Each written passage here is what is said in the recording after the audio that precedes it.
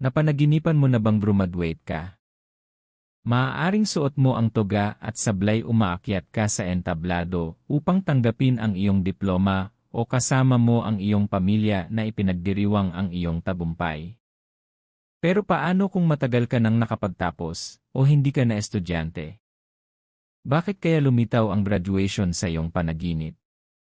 Ano nga ba ang mensahe nito? Unang kahulugan, tagumpay at pagkamit ng isang layunin. Sa totoo lang, ang graduation sa panaginip ay madalas simbolo ng tagumpay at pagtatapos ng isang mahalagang yugto ng buhay. Maaaring malapit mo nang makamit ang isang matagal mong pinaghirapan sa trabaho, negosyo, pag-aaral, o personal na buhay. Ikalawang kahulugan, bagong simula. Ang pagtatapos ay hindi lamang tungkol sa pagtatapos ng isang kabanata, kundi pati na rin sa pagsisimula ng panibago. Maaaring may bagong oportunidad, responsibilidad, o direksyong naghihintay sa iyo.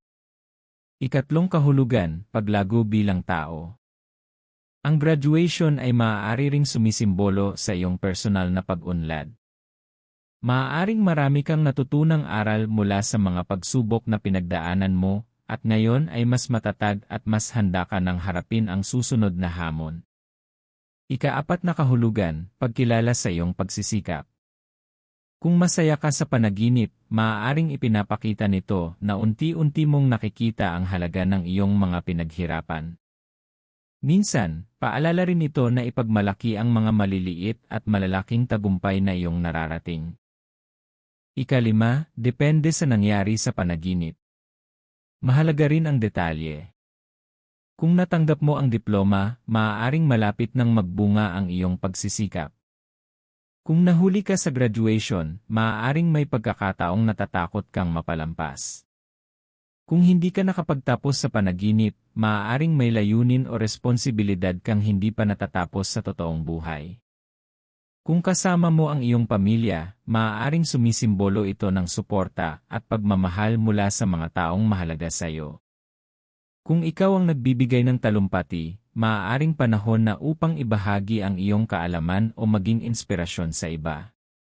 Ika-6 na kahulugan, huwag matakot sa susunod na hakbang. Ang graduation ay paalala na ang bawat pagtatapos ay simula rin ng panibagong paglalakbay. Maaaring hinihikayat ka ng panaginip na iwan ang mga lumang takot at yakapin ang mga bagong oportunidad.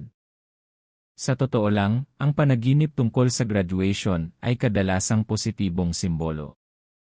Hindi ito nangangahulugang literal kang magtatapos ng pag-aaral, kundi maaaring sumasalamin ito sa pagtatapos ng isang yugto at sa pagdating ng mga bagong pagkakataon sa iyong buhay. Kaya kung napanaginipan mong graduation mo, tanungin mo ang sarili mo. Anong yugto ng buhay ko ang handa ko nang tapusin, at anong bagong simula ang dapat kong yakapin? Kung nagustuhan mo ang video na ito, huwag kalimutang like, share, at subscribe sa Dream Science para sa mas marami pang kahulugan ng panaginip. At ikaw, graduate ka ba sa panaginip o nanood ka lang ng graduation? Ibahagi ang iyong karanasan sa comment section. Hanggang sa susunod.